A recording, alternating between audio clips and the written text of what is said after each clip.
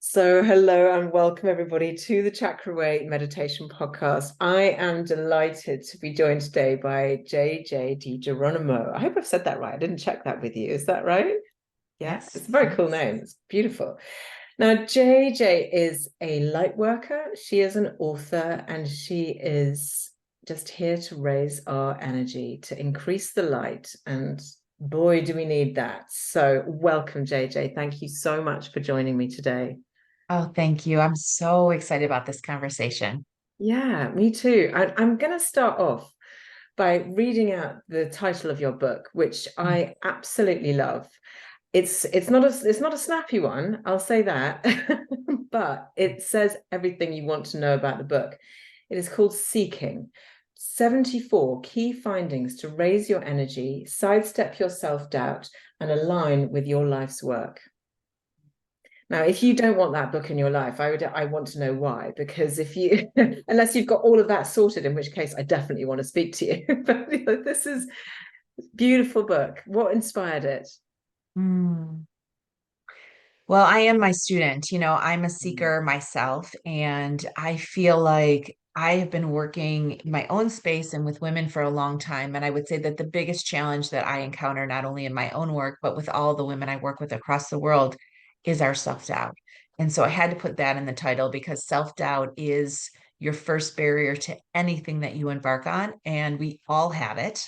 So that's really critical to just get underneath that and figure out, why are you holding yourself back? Number two, you have to raise your energy to change your outlook. You have to change what's happening on the inside to change what's happening on the outside.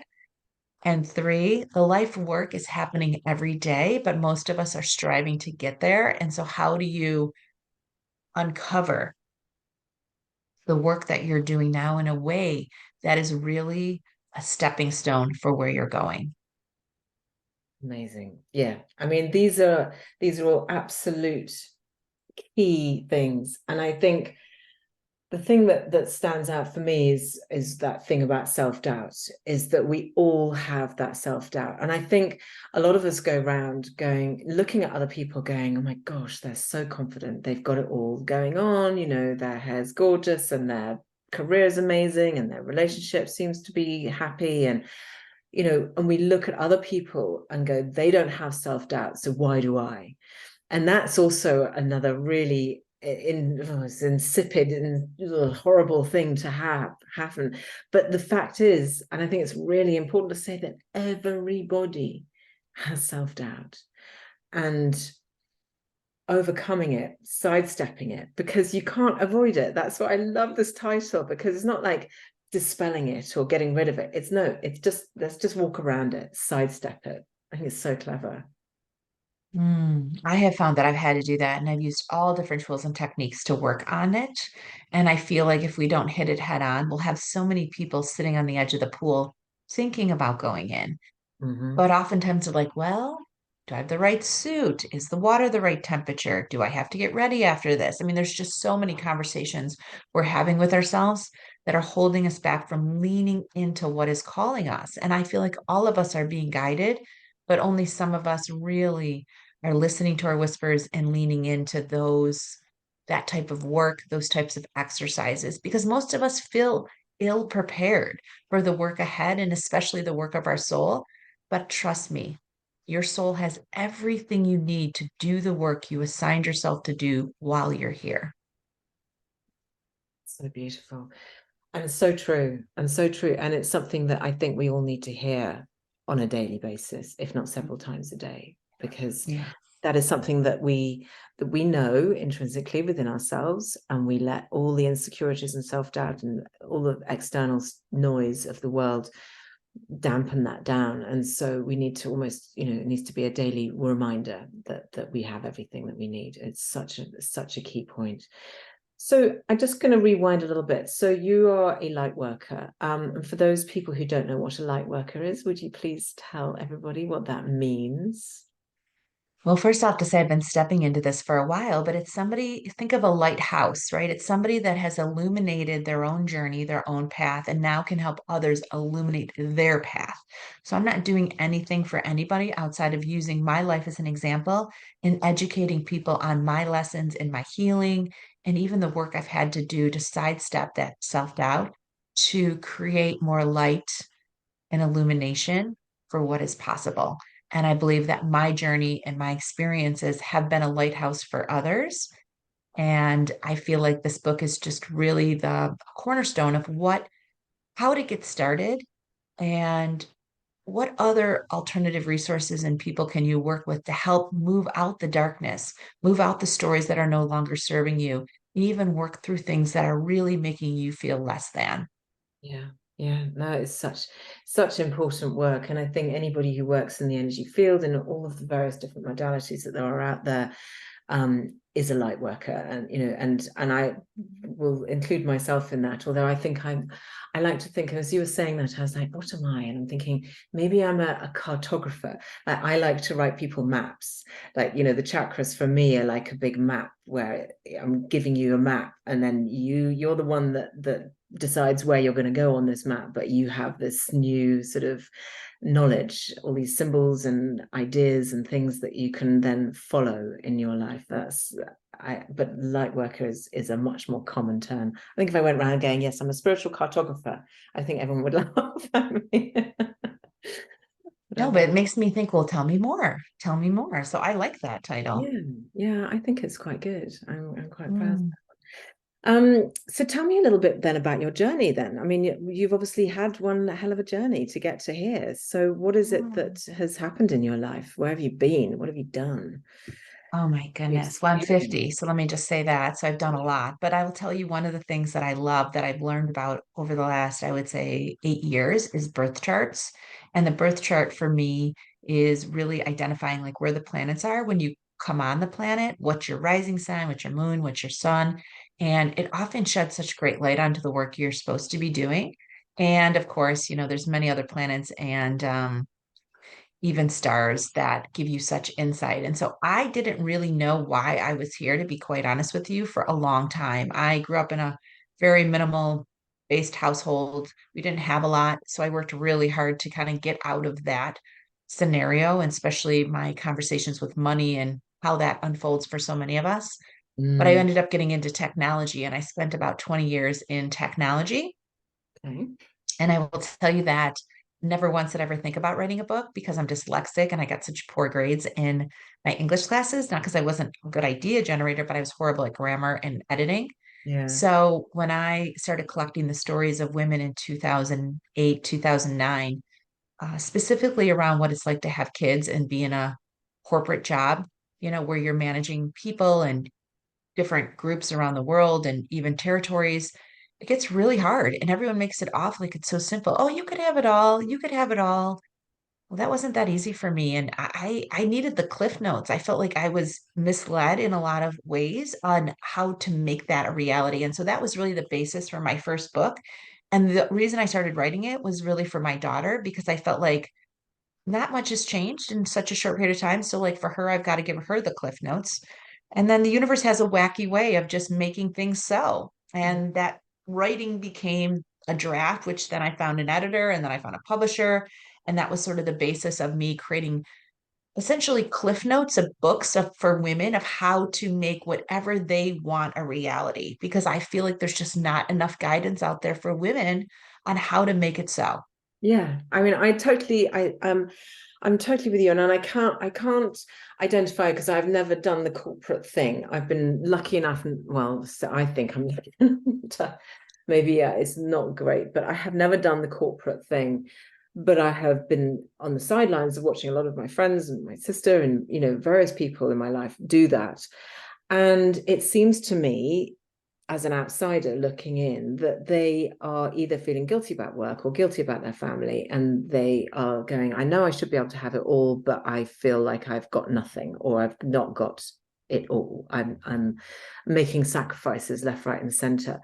And so it's fantastic that you are shining a light on that and actually going, there's a way, there's a way.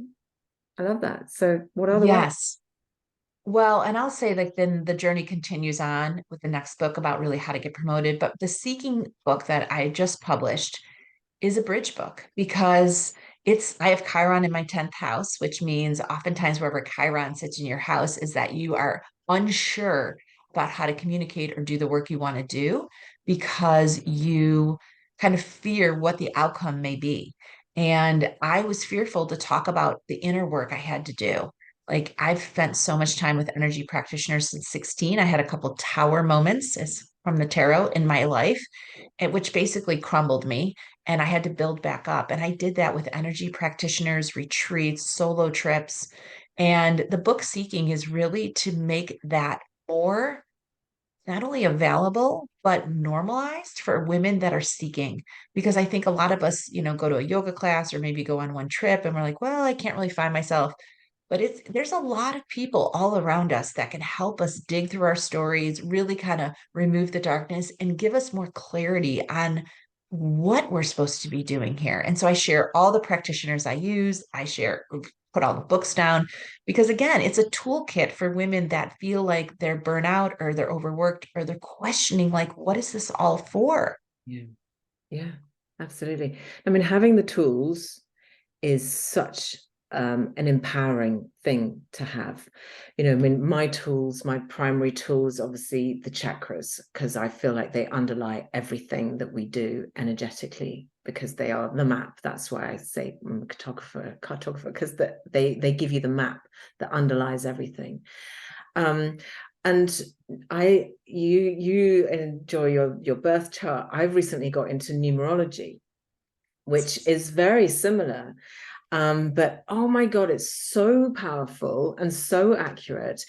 I've played with astrology and the birth chart thing, and yes, it was true. But for me, it's I don't know, maybe it's just because I'm lazy. I can't take in all of that information. Whereas numerology, it's just like bam, it's just simple, it's just numbers. It's Oh, I love information. I think information is key. And so yeah. I would love to do a session with you, but I do numerology at the back of the book too, because Okay. 74, Yes. 70, I got to tell you, I'm sure you know this, but I did a session with a girlfriend of mine when 74 became the number. And I'm like, what is 74? What is this number? Why is it 74? And 74, 7 and 4 combined represents letting go of conditioning or patterns we have collected along the way that have been holding us back. This creates space for light and gifts to shine through. 7 plus 1 is 11. 11 reminds us of our knowing and intuition with a powerful connection that the energies of the universe, ourselves, and others. And 1 plus 1 is 2. The spiritual number 2 highlights a partnership with the universe, our inner self, and one another to work together to co create as you have a higher role on the earth. My hope is this book gives you additional glimpses into your knowing that shapes your journey ahead. I love that. I love that. Yeah. So I love numerology too because it's so powerful and so much information is available to us, but our churches and religious groups don't want us to access this information. And so they're like, that's bad. And as we all know, there's a lot of history in that and our soul's journey Yeah. with all of that. But now is the time for women to get together in this way, use this information to remind each other that we are not only connected, but that we are here to change the frequency of the planet. Oh, yes. The vibration, raising our energy. I'm so with you on that. And I feel I'm probably repeating myself because I've said this a lot recently because I love this fact so much that I heard the other day about vibration and about energy. And one would think that the highest vibration that we can attain as a human being would be love or gratitude. Those seem to be the highest vibrations. And in fact, they've done a study to show that the highest vibration that we can attain is through authenticity. And Mm. that is like, oh, yes, because, even love plus authenticity is just so much greater than just love.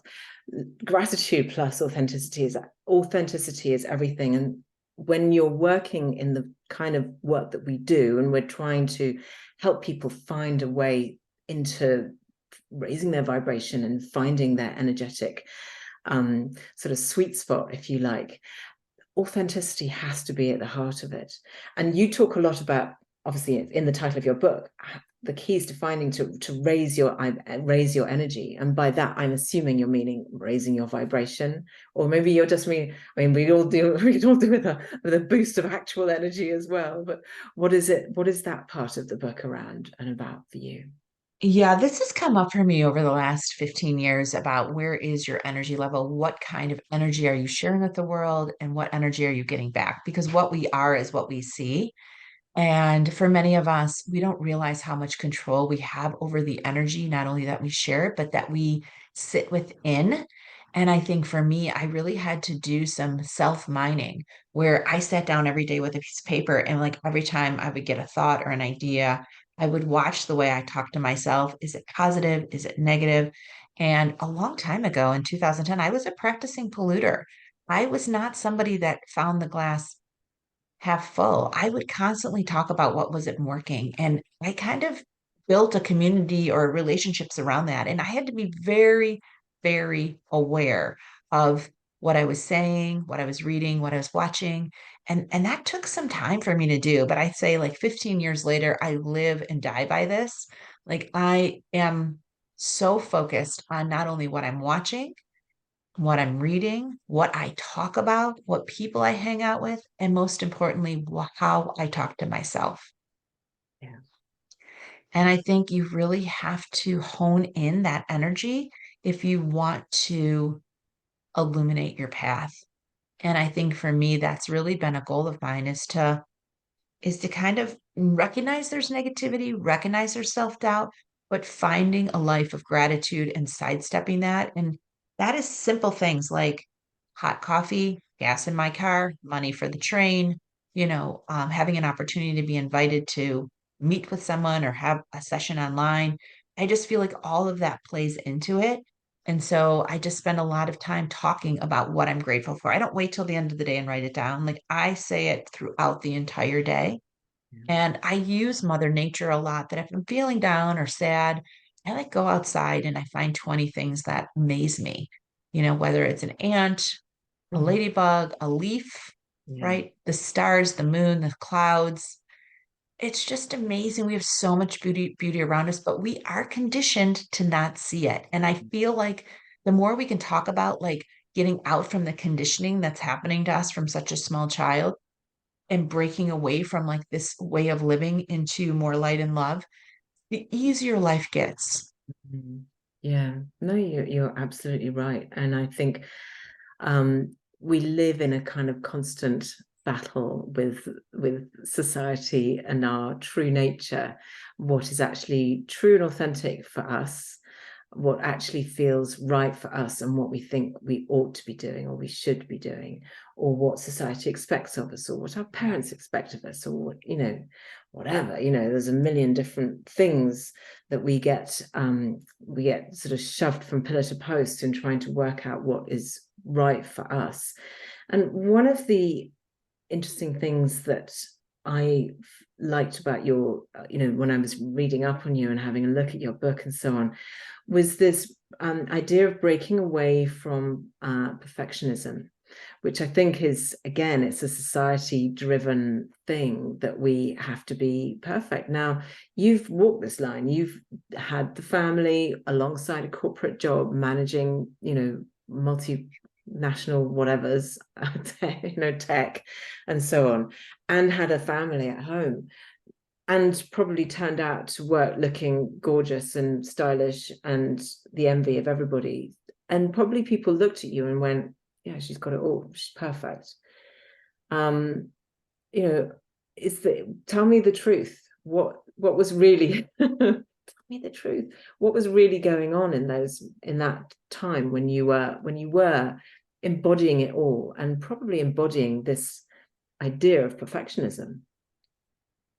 It's a real thing. It's a real thing. I mean, now in hindsight, I think that as working women, especially in corporate or some kind of business, like it is such masculine energy. And we all have masculine and feminine energy, but you almost have to check your feminine knowing at the door and then go into your work with heavy masculine, leaning really into your masculine, which kind of detaches you from who you are, but forces you to deliver in a way that is really only with half of your toolkit.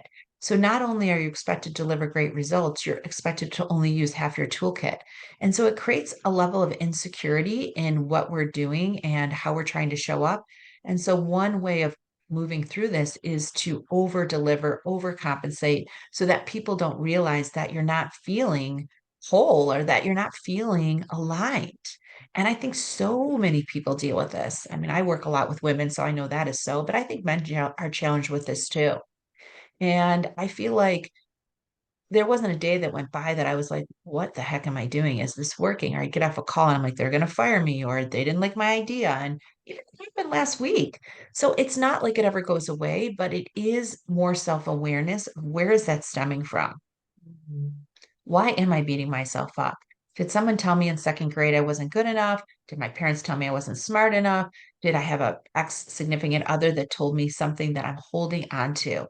Because the reality is that we all are moving through this planet the best way we know how.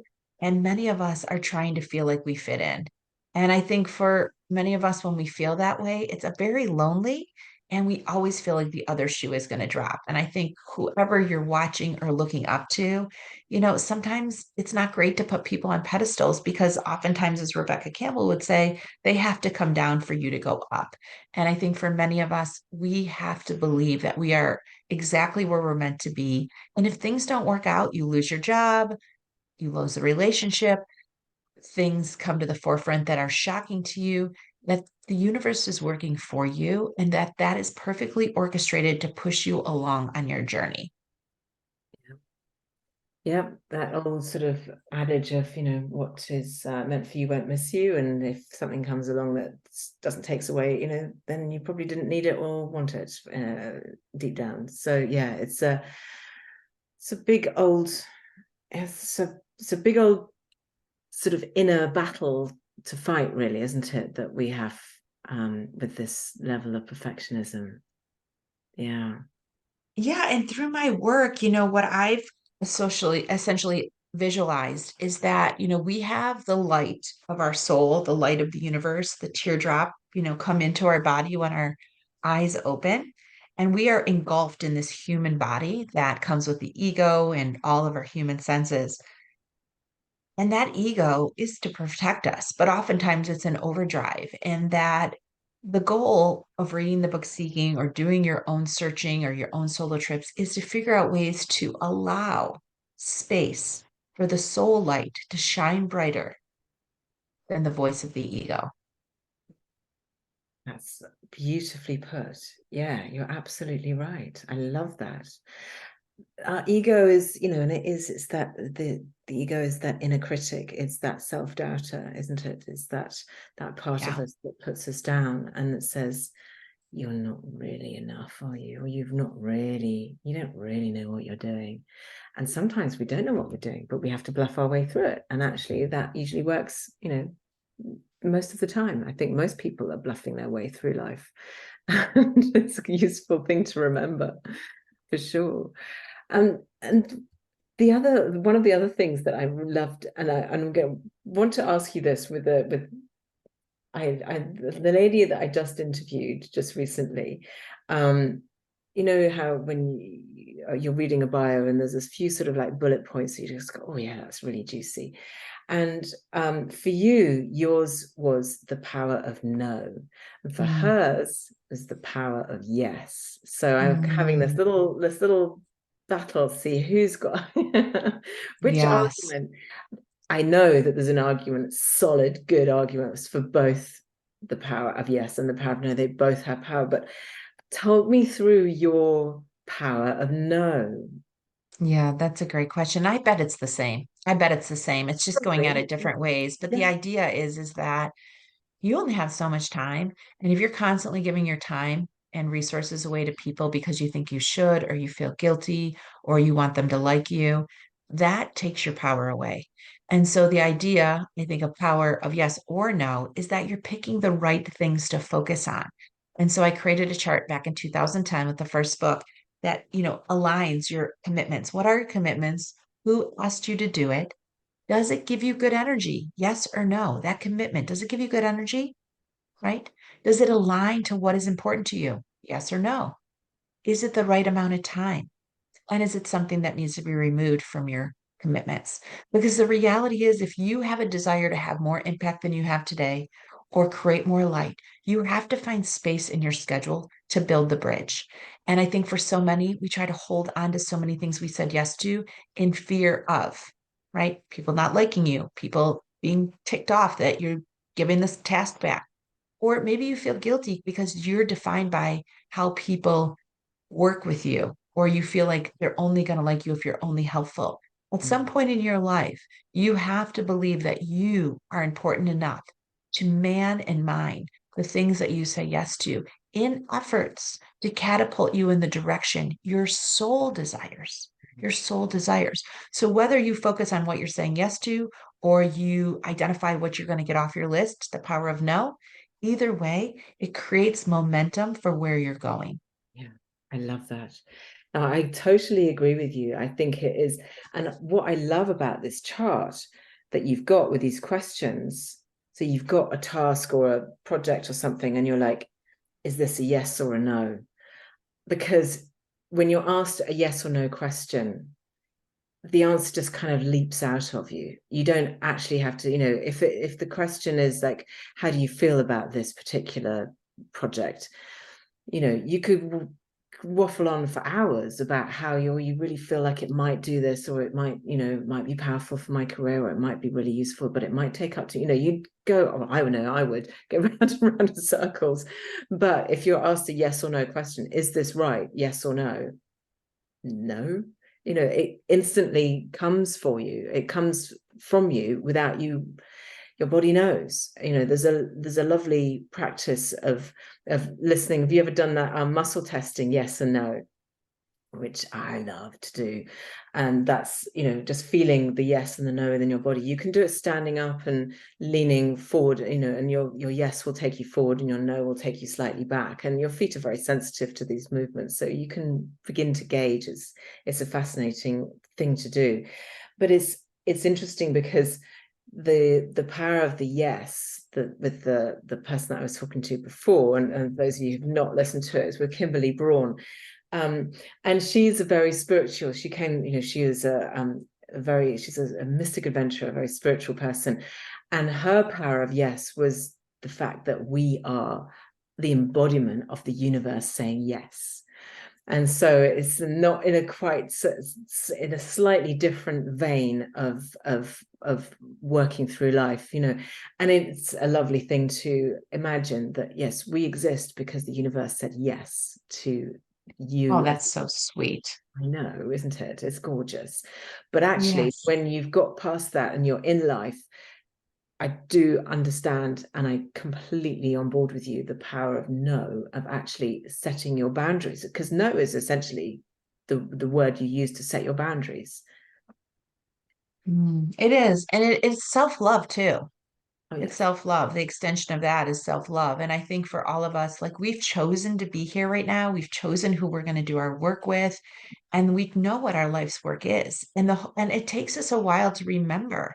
And I think that's the beauty of working with you. That's the beauty of working with people that have done the inner work, that have found the light, that can share the insights and wisdom with more of us so that we too can remember why we are here. Yeah, yes, exactly. And I mean, obviously you're an author, but you work with people like what is your work like? What do you do? Is it courses or one-to-one? What do you? That's interesting. So I've been B2B for a long time. I'm actually a keynote speaker for corporations. But now with this, the reason I wrote this third book for anyone who's in the business, like learning, is I needed to create a bridge from where I was to where I was going. Because if I just start talking about human design or numerology, or I'm working with this energy practitioner, I'm hosting this retreat, I needed people to understand why. Why is she doing this? Is it she's just got a good like tarot reading? No, no. I've been on a journey of self-discovery for 8 years, and it's been so beneficial. It's been hard. There's been tears, there's been heartache, there's been awakenings and realignment in a lot of ways, and even letting go. but it has been a beautiful journey. And my goal now is to help other people on their path. So I work on retreats and obviously do speaking, but I'm also going to help more light workers get published because it's really a rigmarole of how to do it. And we need to make it simpler for healers and light workers to get their work into the world. So I'll be working on that. And then I'm also helping some more hotels and create experiences and helping facilitate retreat leaders into more different places to host the retreats because it's going to take a lot for us to, shift the energy, work on our piece. And I feel like I'm more of a connector conduit to kind of cultivate this type of work and make Mm. it more normal to the everyday woman. Yeah, I love that. And I think that's really possible. And if you think, we're similar age, I'm a little bit older than you, but similar age, we can remember when yoga, just simple, straightforward yoga, which is as ordinary as anything these days. You can't go into any town and not find a yoga class somewhere. But back in the 80s or 90s even, like yoga was like for the woo-woo people. It was for the, it had a completely different image. It was not mainstream at all. It was quite alternative. Now totally mainstream. So that gives me hope that this kind of work will become way more mainstream. And so instead of turning up to your spa weekend and there being a yoga class and a Pilates class and a, whatever else, that actually there will be some kind of light working, some kind of energy work, some kind of energy healing that people can learn about, some kind of, let's just do a little bit of inner work kind of workshop. I think it's really important, and the same way with chakras. Chakras were, excuse me, what are they? What are, it's like my dad, do I have chakras, darling? Yes, Dad, you do. It's it's like it was unknown and now it's much more in the common vernacular. So I love that you're doing this because as a connector, that's the power, bringing the people. Well, yeah. Yeah. And so I'm interviewing tons of energy practitioners and through, I just feel like let's hear their story because most of them started off the side of their desk Mm-hmm. and they slowly have worked into these things. So they're not people living in the woods, and they don't, they're not gothic. Some of them are, but a lot of them are everyday people that have amazing gifts. And I just think about religion and yoga because there's churches that have come out and said, yoga is against our religion. But again, remember, they want us to forget that this is possible. They want to keep the patriarchy and they want to keep the masculine energy in the forefront. Yeah. And you can see what's happening across the world with women right now, that is not how we are going to be showing up moving forward. And you're already seeing glimpses of that in so many aspects. So a lot of the spiritual leaders I follow, they say we're changing suns from the fifth sun to the sixth sun, which has been centuries. And that sixth sun is much more feminine in nature and much more aligned to human conditions and Mother Nature and intuition. And you're starting to see, as you're saying, the shift of things leaking out there in a way that is becoming more normalized. Yeah, absolutely. And I always think, and it's an interesting thing, isn't it, how one's thinking evolves around these things. Because if you'd asked me a few years ago about the patriarchy, it'd have been like, boo, patriarchy. And yes, of course, boo patriarchy. But the reason why I've shifted somewhat is that I feel like the patriarchy hasn't done men any favors either. I think there's an epidemic No. of really unhappy, dysfunctional men in the world for whom patriarchy has set the standard, and they have basically spent, as in given away their entire lives in the pursuit of fulfilling their patriarchal duties. And Mm, it's created generations of men who are not happy, who aren't able to be emotionally literate, who don't treat women well. And it's damaging. So for me, like, when you look at this balance of in the world, it is just as important that we bring the men along with us as that we get all the women behind us. I mean, there's no doubt that is happening, but to get the men on side to go, actually, we all need to be doing this light work. We all need to be doing this inner work to understand each other, to bring more light, more love, more gratitude, more authenticity to the world. I think it's a really, really important, I completely agree with you, but I do think it has to start with the women because they have to activate that, which will then activate it in the men. When I say the patriarchy, I think of like the energies over the planet, not necessarily any individual human, but the energies that are managing the planet. And those are the same energies that gave us the television, vision, right? It tells us what vision we should have about each other. Yes. That is all very toxic and also controlling. And so I totally 100% agree with you that men have missed out on their ability to tap into their feminine energy, which has really created a real wedge gap crater of dysfunction. Yeah, absolutely. And and that's leading to an epidemic of people who are dissatisfied with their lives, and I think the more that we can do, what's fascinating to observe is when somebody goes from being dissatisfied, not functioning happily in the world, and actually they have to end up, the career or the job may have to slide. I talked to quite a lot of people, men as well as women, on this podcast who have come to this work, and they have been like, yeah, I had this amazing corporate job and I was making a ton of money, and I had the fancy car and the blah whatever else, but I wasn't happy. And then I started to do this inner work, and I realized actually what life is about, which is about the journey, not having the stuff. And there's so many, but it's fascinating to watch and see that is infinitely possible. I think any number of people, if they're really true, if they're really honest with themselves, who are living this kind of life of gathering things to them, stuff, money, status, people, whatever. I think, in all honesty, that the inner life they would probably give away all of that in order to have a really peaceful inner life. I think most people would. And I'm not saying that you should give away all your stuff and go off and be what do they call those?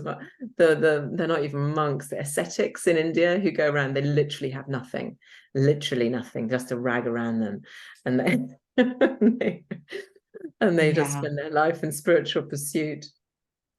There's I think it's money and stuff is perfectly orchestrated to shine a light on our deficits. And I think a lot of people that get into the realm of success that often are challenged with having to do the work to find the joy, because as you've just stated, like, you can have as much stuff as you want, but that doesn't mean you have inner peace.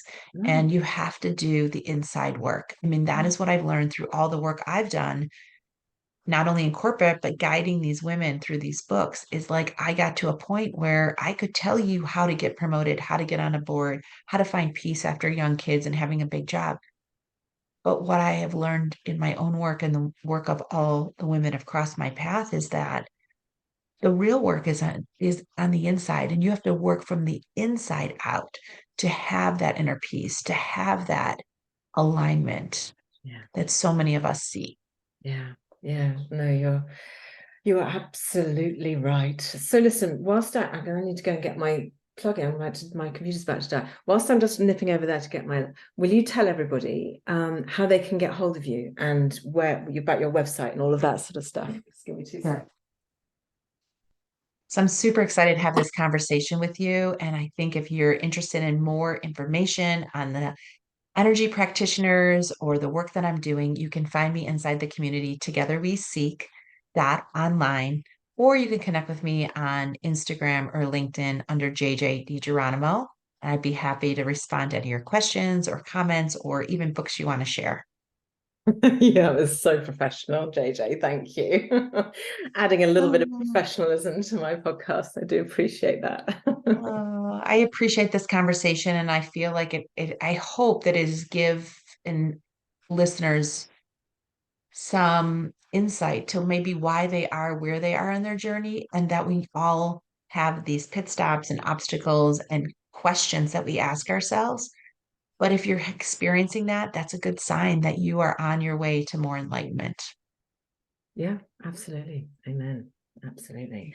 So thank you so very much for joining me, JJ. It's been an absolute delight to talk to you. I feel like we could just chat forever. We're very, I love the fact that the universe just serves me up beautiful people like you with alignment and energy and good hearts, and spreading this energy of this positive energy, raising your energy. And yeah, so I'm intrigued by your book. I'm going to go and have a look for it. I'm also going to go and look up Rebecca Campbell, who you mentioned, because I think that she sounds like a wonderful person, UK based. So shout out to Rebecca. Thank you. And thank you, JJ. Thank you so much for bringing your beautiful light to my podcast. Thank you. Oh, thank you for the invite. Thank you.